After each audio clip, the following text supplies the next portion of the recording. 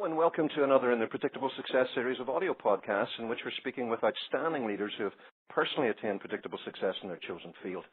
I'm Les McKeown, President and CEO of Predictable Success, and today I'm delighted to be talking with Howard Behar.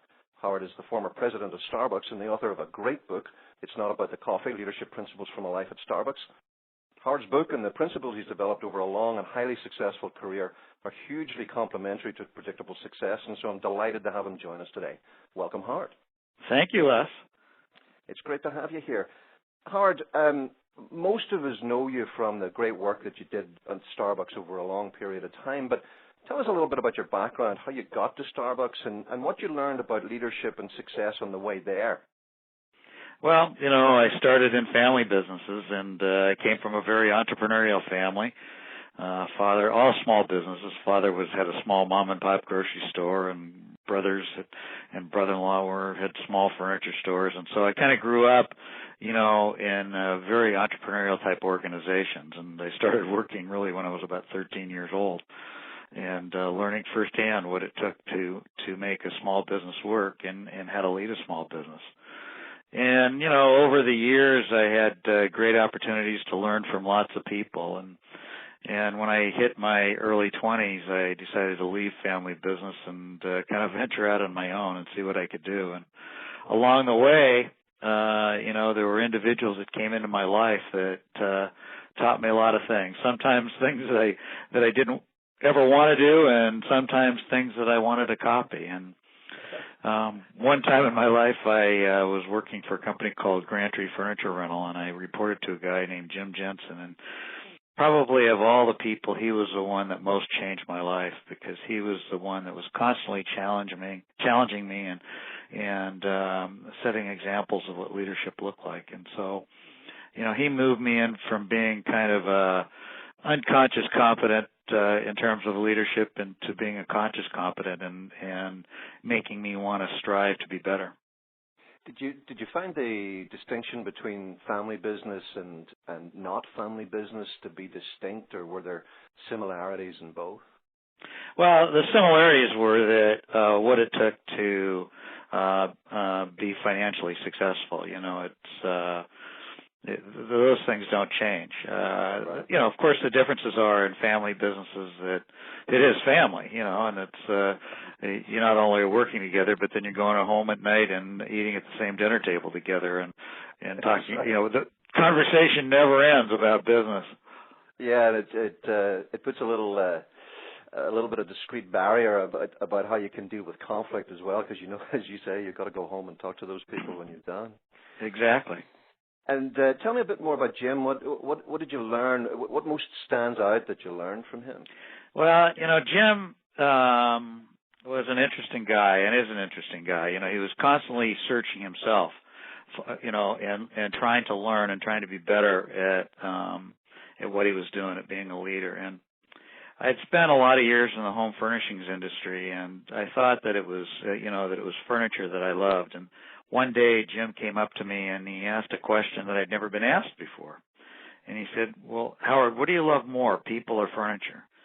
And, it kind of stunned me at the time. It sounds like a simple question, but it wasn't for me, because I wanted to be the best there was in the furniture business. And it was a driving force. And here's Jim asking me, what do I love more, people or furniture? And I said, well, let me think about it. And I came back, about 3, 4, 5 days later, whatever it was, and we were having lunch and we were talking about it. I said, well, there's no question, it's people that I love more. Right. And because of that question, it sent me out on a different journey in life.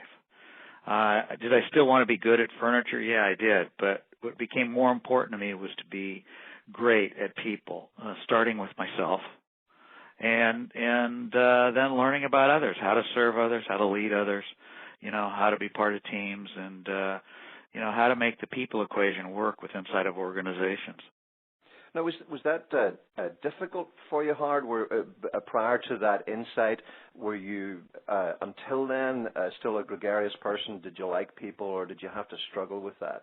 No, I liked people. I was outgoing, gregarious, and I was unconscious about it. I was just kind of floating along being Howard. And what happened with that question was it kind of made me, it did. It made me more interested in learning about what makes us tick, what makes great leaders. And so I became a voracious student of leadership and of people. And of course, you got to start with yourself. That word leadership, we kind of get it confused sometimes. When we say that word leadership, we always think, well, we're leading others, right? We're now in charge of other people. But the truth of the matter is, leadership primarily is about leading yourself. And if you have to do that well first before you really can lead others. So you arrive at Starbucks, and it's a smallish business. You've got 20, 30 stores. Right. And by the time you're named president, you've got this thing to 400 stores, just astronomical growth. I mean, incredible growth. Was there a design behind what got that growth, or were you just holding on tight while this rocket ship took off? Well, we had a design, but, usually the design never held true, It's like building a house, you got endless change orders. And we had an endless series of change orders because we didn't know what we didn't know. I mean, we knew a lot. By the time I got there, I was in, my mid-40s. So, and another guy named Orrin Smith, we were about the same age. And, we knew where the rocks were in the river, and we knew there were rocks there. Many of the people in the organization didn't understand that there were rocks in the river. They thought that, you just get in the boat, get in the river, and, you start paddling, and the current takes you with it, but it's not the way that it is. There are many times when the current just stops, and you got to figure out what's going on. And so being a little bit older, having made plenty of errors along the way, and learning about how to make organizations work really helped in those early days of Starbucks. So when you look back now in retrospect, can you pick out 2 or 3 things that were the real drivers of your success, that early success? Well, in any business, you compete on multiple levels. It's not just about your product. Your product has to be good. But, the primary thing at Starbucks was all about the people. I mean, we needed great people, and we were always behind the 8 ball in bringing people into the organization because we were growing so fast that we were outgrowing a lot of the skill sets of our people, including leadership, including me. I had to grow fast too. I had to learn every day, and the people that couldn't learn every day kind of fell by the wayside, and the ones that could, stayed with it. And then we always were bringing people in from the outside simply because we were growing so quickly. So, that's the number one thing, people. And then, the other things are, you compete on capital. We had to raise lots of money to open as many stores as we were opening. And we had to figure out how to make it work. We had to figure out organization structures. And, we had lots of help along the way. Sometimes consultants, sometimes just talking to other business people that had been down the path before, helped us a lot. So, but primarily it was about people. I mean, that was the number one thing, is the number one thing, will always be the number one thing. One of the things that we talk about a lot in predictable success are the development of big dogs as the company's going through its early stage growth. You get people who are really loyal and spend a lot of time with the company and really devote themselves to it. But then at some point, sometimes the needs of the company outgrows their management skills or their leadership skills. And as you said a moment ago, sometimes you got to let people go. That can be incredibly painful when you realize that somebody who helped get you here isn't going to help get you there. Did you face any of that as you were growing with your folks? Oh, sure. I mean, that was constant. And, what you tried to do was get them into a place that fit them without destroying who they were, and how they felt about themselves. Now, many times people could do that, and they understood, and actually they were relieved because they were under such tremendous stress that they knew that they weren't making it, and just not only didn't have the skill sets, didn't have the desire to gain the skill sets, because that's the most of it. I never really met anybody in my life that didn't want to succeed, didn't want to do a good job. many people just didn't have the energy to reinvent themselves. And along the way, there were many people that needed to leave the organization. And, you always do that with respect for the individual in mind. I mean, no surprises was what I like to say is if you're staying on top of it and you're always having conversations with your people, you don't wait for review time. Review time is every day, both for your people and for yourself. They're reviewing you every day. And so if people know where they are all the time, usually there are no surprises for them. I mean, once in a while, somebody, not listening, not dealing with reality, but that was so few and far between, it wasn't an issue. Most people, I like to say, drew the four clubs themselves. They realized they weren't making it and either wanted to do something where they could be successful or they wanted to leave the organization. Yeah, I love the point you made there that so often, I think particularly for founder owners, but really for anybody, their heart's in their mouth when they think they've got to go talk to someone about that degree of reorientation, just to say to somebody, you know what, I'm just so appreciative of all that you've done, but I don't think this is the best place for you right now. But the point you made that so often the individual knows it, and it's a great sense of relief, and to be able to move them sideways, help them out, and it helps the business get back on the growth track as well. Yeah, absolutely.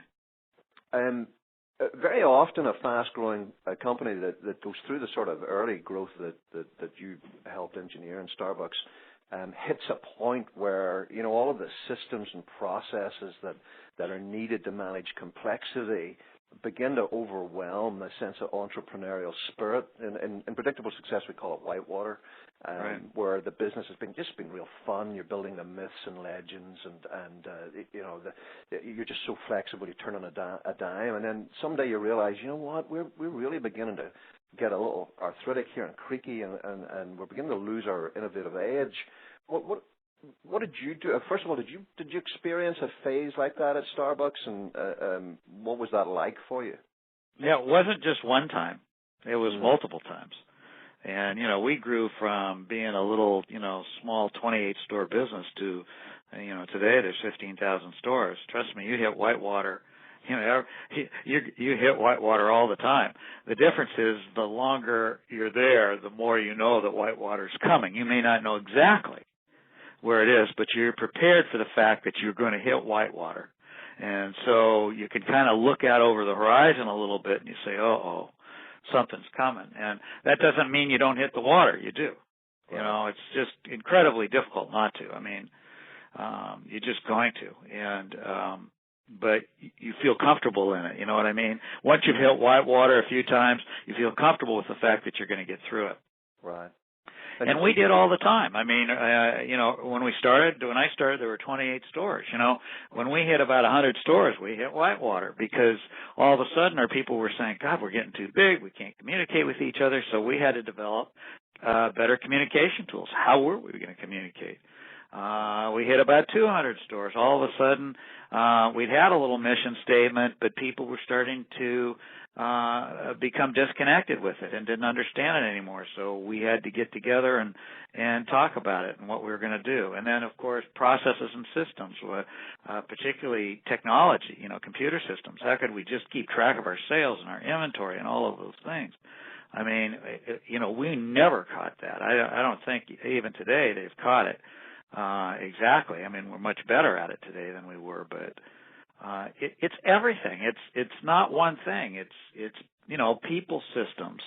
When you're hiring as many people as we were hiring, we went from, when I started, there were a couple hundred people in total to very quickly, we were at 10,000. Well, just payroll systems, everything. Everything was getting stressed all the time because we were growing so quickly. And now it's fun. I don't complain about it. It was a kick, and because it was always interesting. You were always solving problems, and that's fun. And did you go back to you mentioned there that at one of the stages that the mission statement maybe got a little bit out of touch with who you are, and people stopped feeling, I guess, strongly aligned around it, so you had to rework that. Did you go that far back to the basics more than once, rethink who you are as an organization? Yeah, we were always asking ourselves the question, what business are we in? And it actually, you would say, well, your name is Starbucks Coffee. You were in the coffee business. But, it was my belief that we weren't in the coffee business. Coffee was our art, it was our music, it was our literature. It was where we expressed our creativity, and certainly we served cups of coffee. But we recognized very quickly that we were in the people business. Instead of being in the coffee business serving people, we understood we were in the people business serving coffee. And that was a huge change in the organization. That became part of our mission statement, that we recognized that it was all about people, not only people that worked in the organization and the skills that they needed to have, and not only skills, but how they needed to be supported and cared for, but the people that we were serving, those human beings that came into our stores every day. And, it wasn't just about a cup of coffee for them either. It was about a place, about, they were doing something for themselves. And so, we were constantly working on that, and that went to the mission statements. They weren't huge differences, but they were kind of directional differences of how we spent our resources and our time and how we thought about ourselves. And so it was really important for us to always be thinking about that. And then pushing that down, that sense of being about the people, pushing that down, right down to the baristas, the store managers, in 5,000, 10,000 stores, that must have begun to feel like just an awesome hill to climb. To when the organization's small, you can almost see everybody, touch everybody. That's one thing. But did you ever feel, gosh, we're in danger of just losing it here? Oh yeah, there were many times. Many times. I don't think in the 15 plus years that I was in an operating position, I don't think I ever had a night that I slept. It's constant anxiety, and wanting to make sure you're doing the right things right and staying with it. And I don't ever think. We were very good at celebrating. We celebrated sometimes, but probably if we had a great weakness, it was that lack of celebration. But that was probably the thing that saved us. That book by the guy that ran Intel, Only the Paranoid Survive. Well, we fit that book perfectly. We were always paranoid about where we were and what we were doing, and but it was exciting, let me tell you. Andy Grove's book, a great book. Well, on that note, on all the time that you were there, Howard, what was your biggest personal challenge? What faced you and stared you down and most concerned you? How to communicate effectively with people across multiple states, multiple countries. How was I able to get the message across to the people of what we were about and what we stood for, and do it in a consistent manner that everybody could understand and everybody could be part of. Everybody needed to be attached to the cause. And that was my primary job. My job was to make sure that everybody understood why we were there, what role they played, in this journey we were on, and how they could make the organization a success. And I had to really work at that. I probably gave the same speech 1,000 times, maybe using different words and different examples, but it was always basically the same speech. And that was my people speech. It's about us serving other human beings. And so that was the biggest thing for me. It wasn't, how to get stores clean, although that was an issue. It wasn't, how to get the numbers to the bottom line, although that was an issue. It was really how do you keep an organization together? How do you keep people together on the same journey? And how do you keep the passion, hope, and dreams alive of an organization? One of the things you said there really resonated with me, Howard. When I'm talking to leaders, I tell them that when it comes to communication, you can't undervalue repetition, just Right. saying the same thing over and over and over. And I say to folks, you know, at the point whenever you feel physically nauseous about the idea of saying this thing again, when you just feel sick of the words, then it's probably beginning to get across to folks. That's right. Did you just literally do this physically, get on planes, go around, talk to people? Is that, was that the way it worked, or did you use technology? I mean, how did you practically get your message out over and over and over again? We used everything we could get our hands on, from voicemail systems to to emails to physically getting on airplanes and going to do it. But there is no substitute. I don't care what you do for face-to-face. That's number one. Boy, and I was gone all the time. I traveled 70% of the time. And what I did was go listen and talk with people. That's all. That was my job. I'd listen to what they said. I'd take their ideas, try to, if it made sense, I'd bring it back, integrate it into the organization, and then I'd repeat what they said to me back to them. But you are absolutely right. If you think you get bored, right, saying what you need to say, right, just figure out a way around that and keep doing it again, because you're 100% right.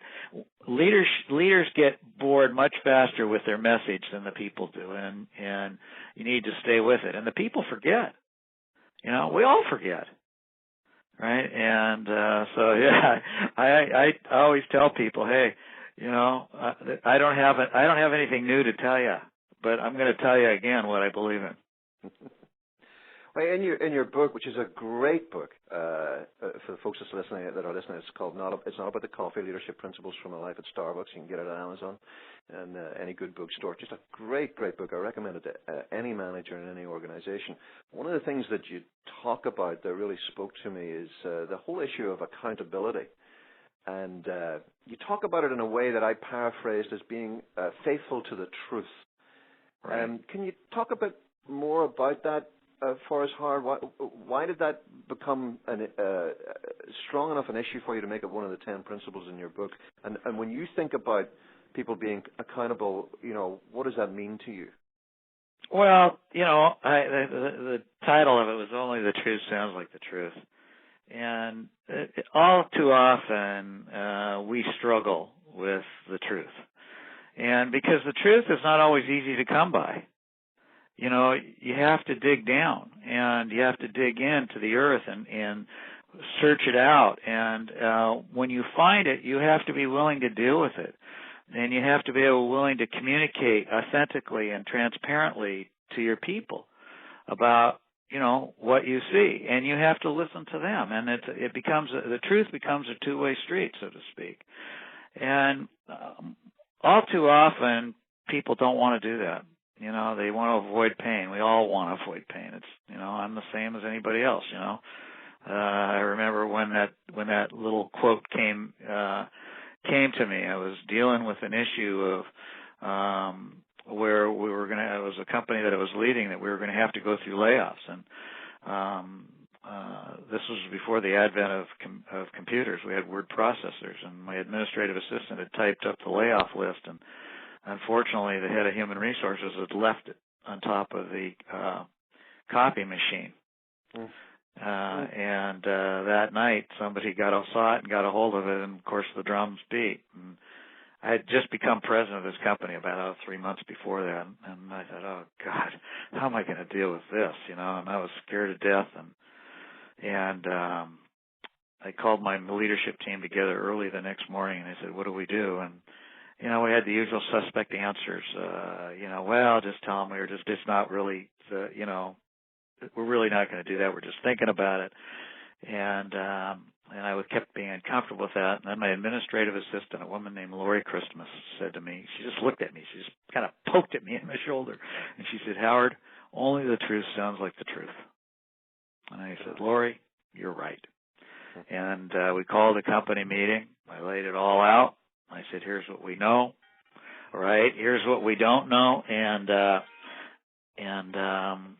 here's where we're going. And it was amazing what happened. people just stood up and all came together and said, how do we help? How can we help you in this process? Even though we might be laid off, we need to know how we can help, because we want to do that. And I would have never believed in a million years that would have happened. What a great and it was story. a fabulous lesson for me. I mean, it Absolutely. was one of the you get these lessons along the way in life. It was a key lesson. And I just said, okay, that's the way I'm going to live my life, 100%. It wasn't that I didn't tell the truth, but on these kinds of things, sometimes you wonder, what do you share? But boy, that was a valuable lesson. And from then on, I just said, okay, that's it. I'm going to trust, even if it costs me, even if someday people stand up and say, we hate you, or we don't trust you, or we don't like you, and you shouldn't be here. Fine, I can deal with that. Which of the other key principles, you've got 10 of them in It's Not About the Coffee, which do you think is the most underrated? I would say most underrated. That's an interesting question. I think the one that people struggle with the most is I call it listening to the walls talk. Right. And what that's about is listening without your ears. Right? It's not the listening that we do when people are talking with us. It's the listening that we do with the antenna that are in our head, the ones that we can't see. And it's an awareness that we develop over time as we live our lives of what's going on. It's sometimes it's just being uncomfortable. It's a knot in the stomach. Right. I used to go in when I was running furniture stores. I used to go into the furniture stores and I used to crawl in on my hands and knees. Right? Trying to get a feel for what was going on in the store, get a different view. Right. Sometimes I would close the store and I would go sit in the middle of the store in a chair and I'd close my eyes and I would just listen. And nobody was in the store. I know this sounds strange, and a lot of people say, oh, you're crazy, Howard.